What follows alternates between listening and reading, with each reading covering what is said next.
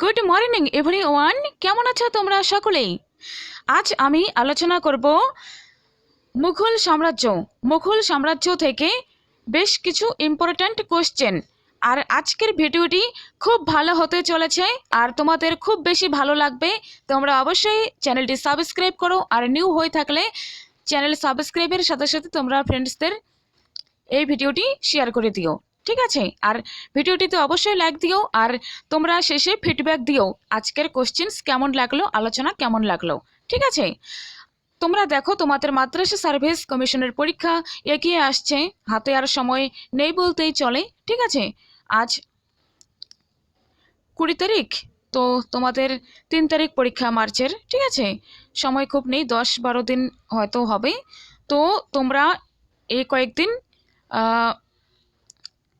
MCQ বেশি বেশি practice করো, আর যে মেন টপিকস যেগুলো থেকে বারবার অনেক এক্সামে কোশ্চেন্স এসেছে বা আসে, সেই টপিকসগুলো বারবার রিভাইজ করো, ঠিক আছে? তো দেখো, মুঘল ভারত থেকে আজকে যা বেস্ট এমসিকিউ নিয়ে এসেছি তার 1 নাম্বার কোশ্চেন।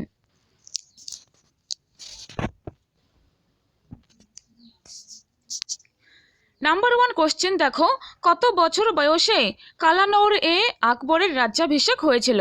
ঠিক আছে, অপশন এ তে রয়েছে 20 বছর, অপশন বি তে রয়েছে 15 বছর বয়সে, অপশন সি তে রয়েছে 13 বছর বয়সে, 13 বছর এবং 4 মাস, আর অপশন ডি তে রয়েছে 18 বছর। ঠিক আছে, তো তোমরা সঠিক উত্তর দাও। মুঘল সাম্রাজ্য সম্পর্কে একটু আলোচনা করে দিই। ওকে, মুঘল সাম্রাজ্য 1526 খ্রিস্টাব্দে মুঘল সাম্রাজ্যের উৎপত্তি হয়, অর্থাৎ প্রতিষ্ঠা করেন বাবর। আর 1526 থেকে 1707 এটি পর্যন্ত চলে মুঘল সাম্রাজ্যের যে মেন যে সম্রাটরা ছিলেন তারা, ঠিক আছে? আর পরবর্তী মুঘল পিরিয়ড চলে 1707 থেকে 1857, অর্থাৎ 1857 খ্রিস্টাব্দের বিদ্রোহ পর্যন্ত, ঠিক আছে? মহাবিদ্রোহ পর্যন্ত। তো মুঘল শাসকদের যে বংশ তালিকা রয়েছে তা একটু মনে রাখবে। মোহাম্মদ বাবর, তার 1526 থেকে 30 খ্রিস্টাব্দ, হুমায়ুন 1530 থেকে 40 খ্রিস্টাব্দ এবং 1555 থেকে 56 খ্রিস্টাব্দ, আকবর 1556 থেকে 1605 খ্রিস্টাব্দ, জাহাঙ্গীর 1605 থেকে 1627 খ্রিস্টাব্দ, হ্যাঁ, আর শাহজাহান 1627 বা 28 থেকে 1658, ঔরঙ্গজেব 1658 থেকে 1707 খ্রিস্টাব্দ, মৃত্যু হওয়া পর্যন্ত, ঠিক আছে? তো আকবরের সম্পর্কে এখানে কোশ্চেন্স করা হয়েছে, তো এখানে সঠিক উত্তর হয়ে যাবে অপশন সি, 13 বছর 4 মাস আকবরের যখন রাজ্যাভিষেক হয় তখন তার বয়স ছিল। নেক্সট কোশ্চেনে চলো। আকবরের বন্ধু ও কবি আবুল ফজলকে 1702 খ্রিস্টাব্দে হত্যা করার জন্য শেখ সেলিম কাকে নির্দেশ দেন? অর্থাৎ আকবরের বন্ধু ও কবি ছিলেন কে? আবুল ফজল। তাকেই, অর্থাৎ আবুল ফজলকেই হত্যা করার জন্য শেখ সেলিম কাকে নির্দেশ দেন? অপশন এ, অপশনগুলো দেখো, অপশন এ তে রয়েছে বীর সিং বুন্দেলা, অপশন বি তে রয়েছে মির্জা গিয়াস বেগ, অপশন সি তে রয়েছে রাজা টোডরমল, অপশন ডি তে রয়েছে রাজা মান সিং। সো এখানে সঠিক উত্তর হয়ে যাবে অপশন এ, বীর সিং বুন্দেলা। তোমরা এটি মনে রাখো যে বীর সিং বুন্দেলা জাহাঙ্গীরের নির্দেশে, জাহাঙ্গীরের নাম ছিল শেখ সেলিম। ওকে, জাহাঙ্গীরের নির্দেশে বীর সিং বুন্দেলা আবুল ফজলকে হত্যা করেন। তার বিনিময়ে বীর সিং 3000 মলসবদার পদ পান। ওকে, এখানে অপশন এ হয়ে যাবে সঠিক উত্তর, বীর সিং বুন্দেলা। নেক্সট কোশ্চেন দেখো, বাবর তার আত্মজীবনী তুজুক ই বাবরি কোন ভাষায় লিখেছেন? বাবর সম্পর্কে একটু শুনে রাখো। বাবরের প্রকৃত নাম জহিরুদ্দিন মোহাম্মদ বাবর। বাবরের পিতার নাম ওমর শেখ মির্জা, আর পিতার মৃত্যুর পর 1494 খ্রিস্টাব্দে, অর্থাৎ মাত্র 12 বছর বয়সে তিনি পৈতৃক সাম্রাজ্য ফরঘনার অধিপতি হন। ঠিক আছে। আর পরে তিনি তার পূর্বপুরুষ তৈমুরের স্মৃতি বিচরিত সমরকন্দ দখল করেন, তবে এ সাফল্য দীর্ঘস্থায়ী হয়নি। ঠিক আছে। এখানে দিয়েছে যে বাবর তার আত্মজীবনী তুজুক ই বাবরি তুর্কি ভাষায় লিখেছেন। ঠিক আছে, C is the right answer, option C. Next question দেখো, কোন মুঘল সম্রাট শেখু বাবা নামে পরিচিত ছিলেন? অপশন এ তে রয়েছে জাহাঙ্গীর, অপশন বি তে রয়েছে শাহজাহান, অপশন সি তে রয়েছে আকবর, অপশন ডি তে রয়েছে ঔরঙ্গজেব। তোমরা সঠিক উত্তর দেবার চেষ্টা করো।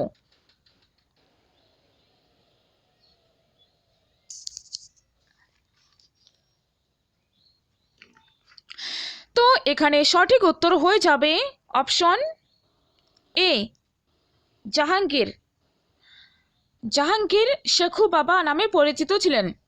আকবর তার পুত্র জাহাঙ্গীরকে শেখু বাবা বলে ডাকতেন। ঠিক আছে, এ ইজ দ্য রাইট আনসার। চলো নেক্সট কোশ্চেন, নিম্নের কে নিরক্ষর ছিলেন মুঘল সম্রাটদের মধ্যে? অপশন এ তে রয়েছে বাবর, অপশন বি তে রয়েছে আকবর, অপশন সি তে রয়েছে জাহাঙ্গীর, অপশন ডি তে রয়েছে ঔরঙ্গজেব। তো এখানে সঠিক উত্তর হয়ে যাবে অপশন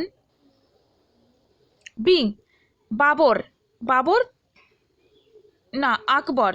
আকবর তিনি নিরক্ষর ছিলেন। তোমরা এটি অবশ্যই মনে রাখবে। ঠিক আছে, পরীক্ষায় কোশ্চেন্স আসতে পারে। এখানে সঠিক উত্তর হয়ে যাবে option B, Akbar. Next question, সমসাময়িক ঐতিহাসিকরা কাকে মুজাদ্দিদ উপাধি দিয়েছেন? Title of Mujaddid was conferred to which Mughal emperor by the contemporary historians? Option A তে রয়েছে হুমায়ুন, অপশন বি তে রয়েছে জাহাঙ্গীর, অপশন সি তে রয়েছে শাহজাহান, অপশন ডি তে রয়েছে ঔরঙ্গজেব। তো এখানে সঠিক উত্তর হয়ে যাবে অপশন সি, শাহজাহান। রাইট। চলো নেক্সট কোশ্চেনে, ঔরঙ্গজেব কোন শিখ গুরুকে হত্যা করেন? অপশন এ তে রয়েছে গুরু হরগোবিন্দ, অপশন বি তে রয়েছে গুরু তেগ বাহাদুর, অপশন সি তে রয়েছে গুরু অর্জুন দেব, আর অপশন ডি তে রয়েছে গুরু হরকিষান। তোমরা সঠিক উত্তর দেবার চেষ্টা করো।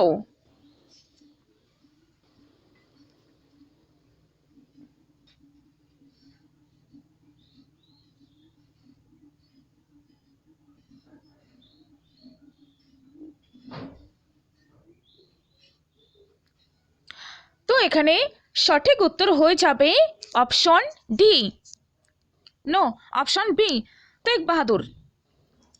গুরু তেগ বাহাদুরকে ঔরঙ্গজেব হত্যা করেন। B is the right answer. ঠিক আছে,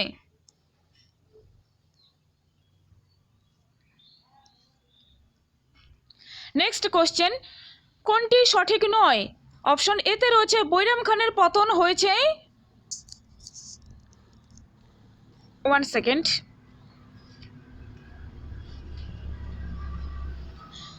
পনেরোশো ষাট খ্রিস্টাব্দ। ঠিক আছে, এখানে অপশন এটা ভুল রয়েছে।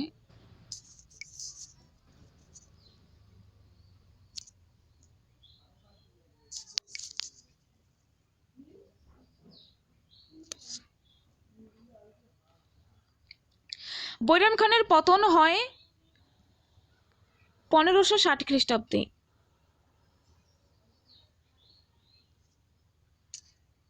ঠিক আছে, হয় 1560 খ্রিস্টাব্দে।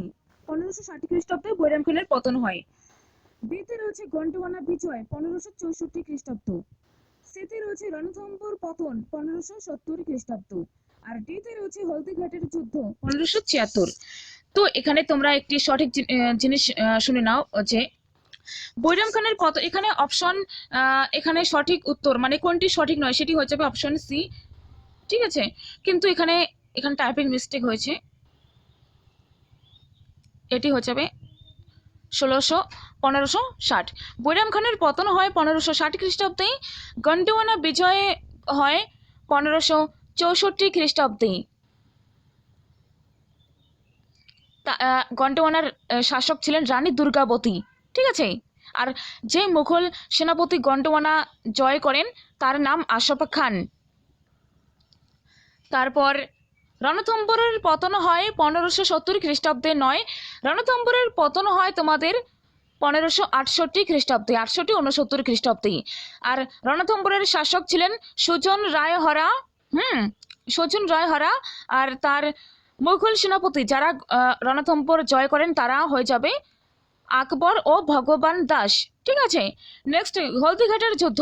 হলদিঘাটের যুদ্ধ হয় 1576 খ্রিস্টাব্দে, এটি একদম সঠিক আছে, ঠিক আছে। 1576 খ্রিস্টাব্দে হলদিঘাটের যুদ্ধ হয়, এটি কিন্তু সঠিক।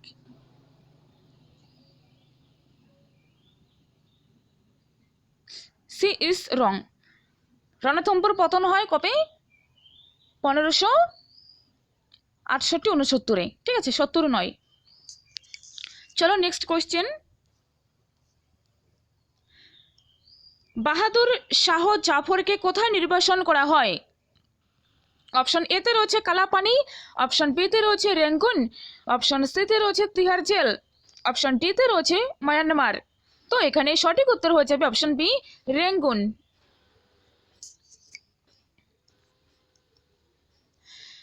Next question. আজকের কোশ্চেন খুব ভালো ভালো কোশ্চেন নিয়ে এসেছি আমি, ঠিক আছে।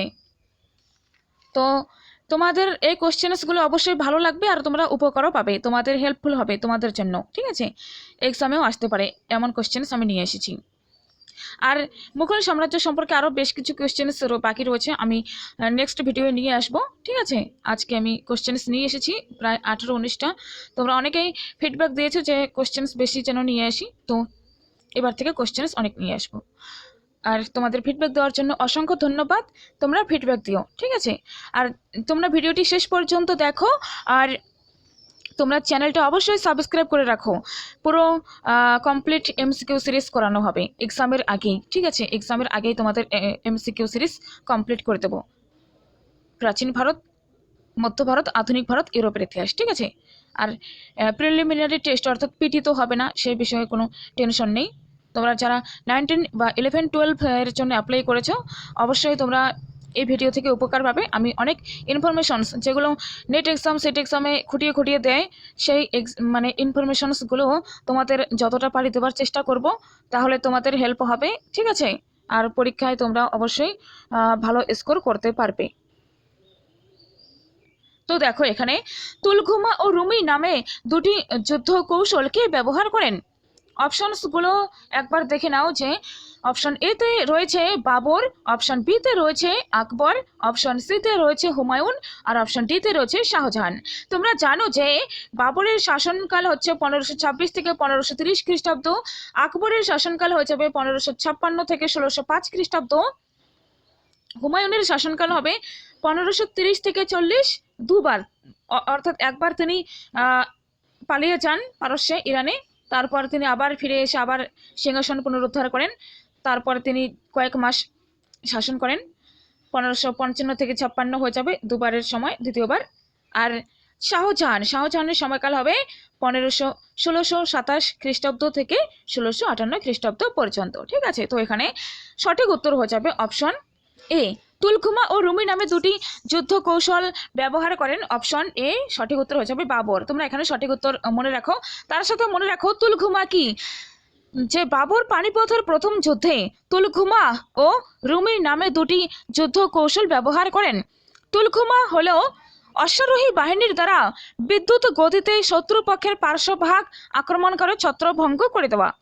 অশ্বারোহী বাহিনীর দ্বারা বিদ্যুৎ গতিতে শত্রুপক্ষের পার্শ্বভাগ আক্রমণ করে ছত্রভঙ্গ করে দেওয়া। আর রুমি কৌশল হলো মূল সেনাবাহিনীর সামনে গরুর গাড়ি, মাটির স্তূপ ইত্যাদি দ্বারা কৃত্রিম প্রতিরক্ষা প্রাচীর তৈরি করা, ঠিক আছে। এটি অবশ্যই তোমরা মনে রাখবে, খুব ইম্পর্ট্যান্ট।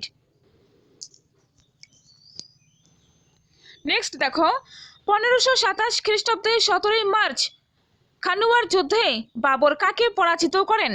অপশন এতে রয়েছে চান্দেরির মেদিনী রায়, অপশন বিতে রয়েছে মেবারের রানা সঙ্গ, অপশন সিতে রয়েছে খানুয়ার শাহ মাহমুদ, অপশন ডিতে রয়েছে বাংলার নসরত শাহ। তো কাকে বাবর খানুয়ার যুদ্ধে পরাজিত করেন? এখানে সঠিক উত্তর হয়ে যাবে অপশন বি, মেবারের রানা শঙ্খ। মেবারের রানা শঙ্খকে বাবর 1527 খ্রিস্টাব্দে 17ই মার্চ খানুয়ার যুদ্ধে পরাজিত করেন। আর এখানে ইনফরমেশনস মনে রাখো, এই খানুয়ার যুদ্ধে জয়ের পর বাবর গাজী উপাধি নেন, গাজী উপাধি নেন। ওকে, তো চলো এবার নেক্সট কোশ্চেনে।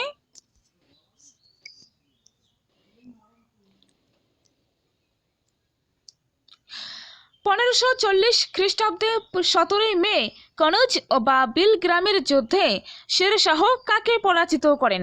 এতে রয়েছে হুমায়ুন, বিতে রয়েছে বাবর, সিতে রয়েছে আকবর, আর ডিতে রয়েছে জাহাঙ্গীর। তো এখানে অবশ্যই সঠিক উত্তর হয়ে যাবে তোমাদের হুমায়ুন। হুমায়ুন কোথায় রয়েছে? দেখো অপশন এতে রয়েছে। 1540 খ্রিস্টাব্দের 17ই মে কনৌজ বা বিলগ্রাম এর যুদ্ধে শের শাহ হুমায়ুনকে পরাস্ত করেন। আর তারপর পরাজিত হুমায়ুন প্রথমে সিন্ধু দেশ, তারপর পারস্যে চলে যান। ঠিক আছে, নেক্সট কোশ্চেন দেখো। হুমায়ুন ইরান থেকে কোন দুজন চিত্রকরকে ভারতে নিয়ে আসেন?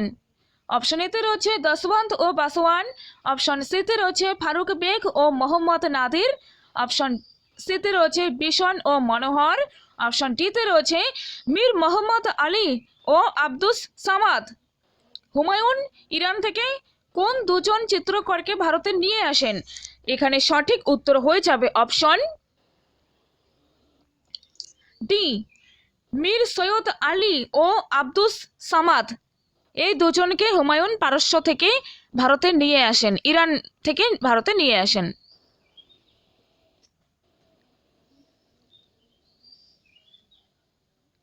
আর একটি কথা মনে রাখো যে যেমন আবুল ফজল ছিলেন আকবরের সভাসদ, আকবরের কবি বন্ধু ছিলেন। সো ঠিক তেমনি জহর আফতাবচি ছিলেন হুমায়ুনের বন্ধু। জহর আফতাবচি ছিলেন হুমায়ুনের বন্ধু এবং তিনি লেখেন তারিখ ই হুমায়ুনি গ্রন্থ, তিনি লেখেন তারিখ ই হুমায়ুনি গ্রন্থ। ঠিক আছে, তোমরা এটি অবশ্যই মনে রাখবে। আমি আজ একদম টু দ্য পয়েন্ট একদম অনেক ইনফরমেশনস দিচ্ছি, তোমরা এটি অবশ্যই মনে রাখবে বা খাতায় নোট করে নেবে বা ভিডিওটি 2-3 বার দেখে নেবে। ঠিক আছে, চলো নেক্সট কোশ্চেন। রাজস্ব বিভাগের প্রধানকে কি বলা হতো? মুঘল শাসন ব্যবস্থা থেকে আমি একটি কোশ্চেন দিয়েছি, বা নেক্সট ভিডিওতে প্রচুর কোশ্চেন আলোচনা হবে। তো এখানে আমি 1-2টো করে দিয়েছি, তোমরা অবশ্যই মনে রাখো কারণ খুব ইম্পর্ট্যান্ট। রাজস্ব বিভাগের প্রধান কে ছিলেন, অর্থাৎ রাজস্ব বিভাগের প্রধানকে কি বলা হতো?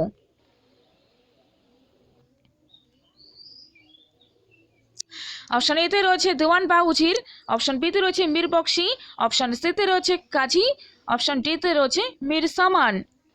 এখানে সঠিক উত্তর হয়ে যাবে রাজস্ব বিভাগের প্রধান ছিলেন দেওয়ান বা উজির, দেওয়ান বা উজির। ঠিক আছে,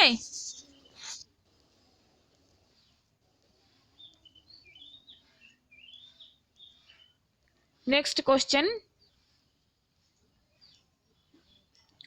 মীর বক্সি কে ছিলেন এটি তোমরা শুনে রাখো। মীর বক্সি ছিলেন সামরিক প্রধান, সামরিক বিভাগের প্রধান ছিলেন মীর বক্সি। আর কাজী ছিলেন বিচারপতি। ঠিক আছে, আর কাজী ছিলেন বিচারপতি। আর মীর সামান কে ছিলেন? মীর সামান ছিলেন সম্রাটের গৃহ পরিচালনা করার ভারপ্রাপ্ত কর্মচারী, সম্রাটের গৃহ বা দরবার পরিচালনা করার ভারপ্রাপ্ত কর্মচারীকে বলা হতো মীর সামান। ওকে, চলো নেক্সট কোশ্চেন। মুঘল যুগে যে জমি সারা বছর চাষ হতো তাকে কি বলা হতো?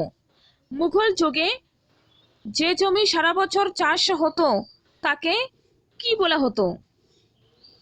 এখানে অপশন এতে রয়েছে পোলাজ, অপশন বিতে রয়েছে পরৌতি, অপশন সিতে রয়েছে চাচর, নাকি ডিতে রয়েছে বানজার। তো এখানে সঠিক উত্তর হয়ে যাবে অপশন এ পোলাজ। মুঘল যুগে যে জমি সারা বছর চাষ হতো তাকে পোলাজ বলা হতো। আর পরৌতি কাকে বলা হয়? বছরে কিছু সময় যে জমি চাষ হতো, বছরের কিছুটা সময় যে জমি চাষ হতো তাকে পরৌতি বলা হতো। ঠিক আছে, আর চাচর চাচর কাকে বলা হতো তোমরা এটি শুনে রাখো, যে পরবর্তীটা ভালো মতন শুনে রাখো। যে জমি কিছুকাল চাষের পর উর্বরতা সঞ্চয়ের জন্য কিছুদিন ফেলে রাখা হতো, ঠিক আছে, ফেলে রাখা হতো, জমিটি পতিত রাখা হতো, মানে কিছু আবাদ করা হতো না, চাষবাস করা হতো না, সেখানে জমিটি পড়ে থাকতো। আর চাচর হলো সেই জমি যে জমি 3 বা 4 বছর পতিত রাখা হতো, যে জমি 3 বা 4 বছর ফেলে রাখা হতো তারপর চাষ করা হতো, তাকে বলা হয় চাচর। আর বাঞ্জার বলা হয় যে জমি 5 বছরেরও বেশি সময় ধরে পতিত রাখা হতো, যে জমি 5 বছরেরও বেশি সময় পতিত থাকতো তাকে বাঞ্জার বলে, ঠিক আছে।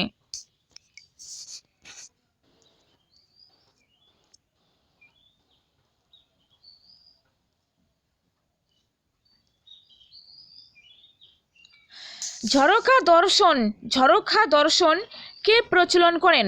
এখানে তোমরা সঠিক উত্তর দেবার চেষ্টা করো। অপশন এতে রয়েছে আকবর, অপশন বিতে রয়েছে জাহাঙ্গীর, অপশন সিতে রয়েছে বাবর, অপশন ডিতে রয়েছে মোহাম্মদ শাহ রঙ্গিলা। ঝরোখা দর্শন, তোমরা জানো আকবরের সময়কাল টাইম পিরিয়ড হলো 1556 খ্রিস্টাব্দ থেকে 1605 খ্রিস্টাব্দ পর্যন্ত। আর আকবর ঝরোখা দর্শন প্রচলন করেন, ঝরোখা প্রথার প্রচলন করেন কে? আকবর। সঠিক উত্তর হয়ে যাবে অপশন এ। ওকে। আর আকবর ফার্সি ভাষাকে রাজসভার ভাষা হিসেবে স্বীকৃতি দিয়েছেন। আর আকবরের রাজসভায় যে ছিলেন তারা আবুল ফজল, আব্দুল রহিম, বীরবল, ফৌজি, মানসিংহ, রাজা মানসিংহ, হুমাম, শেখ মুবারক, তানসেন, টুটুরমল। আর এখানে একটি খুব ইনফরমেশন মনে রাখো, ইম্পর্টেন্ট, যে বীরবলের প্রকৃত নাম ছিল মহেশ দাস, ঠিক আছে। তিনি আকবরের রাজসভায় বিচার বিভাগের দায়িত্বে ছিলেন। বুদ্ধিদীপ্ত হাস্যরস সৃষ্টির জন্য তিনি বিখ্যাত। আর আবুল ফজলের কথা বলতে গেলেই বলতে হয় যে তার রচিত গ্রন্থ দুটি হলো আকবর নামা ও আইন-ই আকবরী, বিখ্যাত গ্রন্থ, ঠিক আছে। আর আব্দুল রহিম, তিনি খান-ই-খানান উপাধি গ্রহণ করেন। তিনি হিন্দি সাহিত্যের পণ্ডিত ছিলেন। তিনি বাবর নামাকে পার্সি ভাষায় অনুবাদ করেন।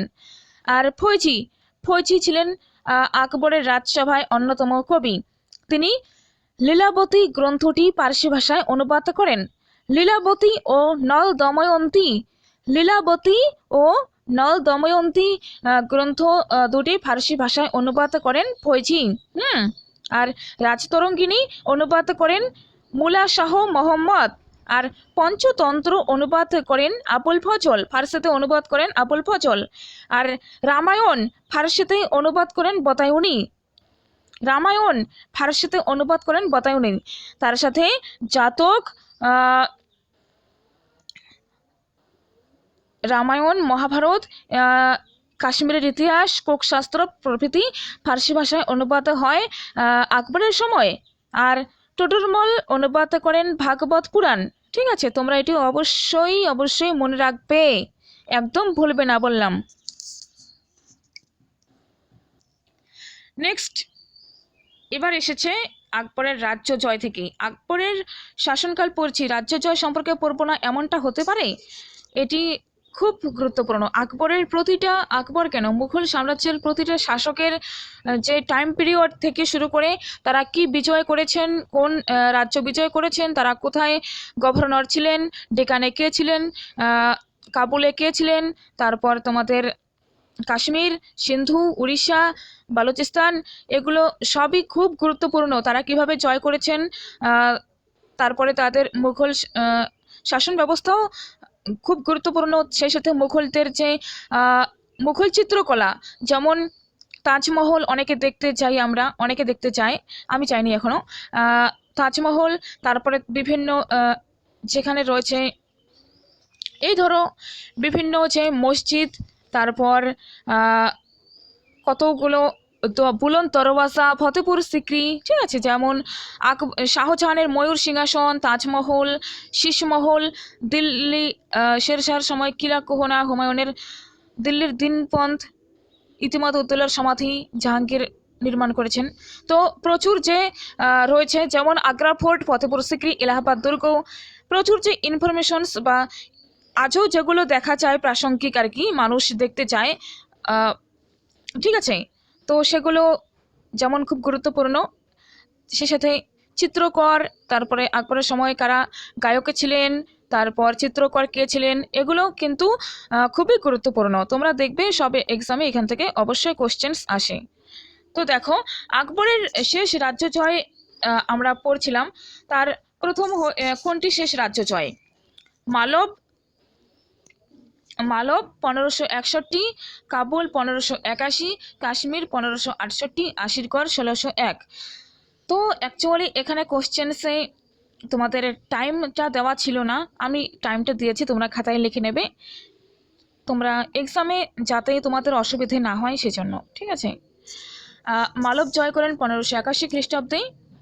আমি তো বলে দিলাম মালবের সেখানে ছিলেন বাজ বাহাদুর, হ্যাঁ, আর শাসক ছিলেন বাজ বাহাদুর। কাবুল জয় করেন 1581 খ্রিস্টাব্দে, কাশ্মীর জয় করেন 1586 খ্রিস্টাব্দে, আসিরগড় জয় করেন 1601 খ্রিস্টাব্দে। আর আসিরগড় জয় হলো আকবরের শেষ রাজ্য জয়, আসিরগড় বিজয়, ঠিক আছে। তো এখানে ডি হয়ে যাবে সঠিক উত্তর। কোশ্চেন্সগুলো ভালো লাগছে তো, তোমাদের প্রাসঙ্গিক মনে হচ্ছে তো, যে কনফিডেন্ট যে হ্যাঁ এই কোশ্চেন্সে আসতে পারে, কারণ তোমরা একটু ফিডব্যাক দিও, ঠিক আছে। নেক্সট কোশ্চেন, ভারতীয় ইতিহাসে কিং মেকার নামে কারা পরিচিত ছিলেন? সৈয়দ ভ্রাতৃদ্বয়, সৈয়দ ব্রাদার্স, বিতে রয়েছে হুসেন ব্রাদার্স, সিতে রয়েছে হাসান ফ্যামিলি, আর ডিতে রয়েছে তারতি বেগ। তো এখানে অবশ্যই সঠিক উত্তর হয়ে যাবে যে সৈয়দ ব্রাদার্স, ঠিক আছে। নেক্সট, সুরসাগর কে রচনা করেন? অপশন এতে রয়েছে সুরদাস, বিতে রয়েছে তুলসীদাস, অপশন সিতে রয়েছে ফৈজি, অপশন ডিতে রয়েছে বদায়নী। তো তোমরা অবশ্যই মনে রাখো। আর হ্যাঁ, ব্লাইন্ড বার্ড অফ আগ্রা, আগ্রার অন্ধকবি নামে কে পরিচিত ছিলেন? ব্লাইন্ড বার্ড অফ আগ্রা, এটি হোমওয়ার্ক রইল, তার উত্তর তোমরা কমেন্ট বক্সে দিও, ঠিক আছে। তো সুরসাগরে লিখেছেন, অবশ্যই সঠিক উত্তর হয়ে যাবে Surdas, option A is the right answer. আর তুলসীদাস লিখেছেন কি?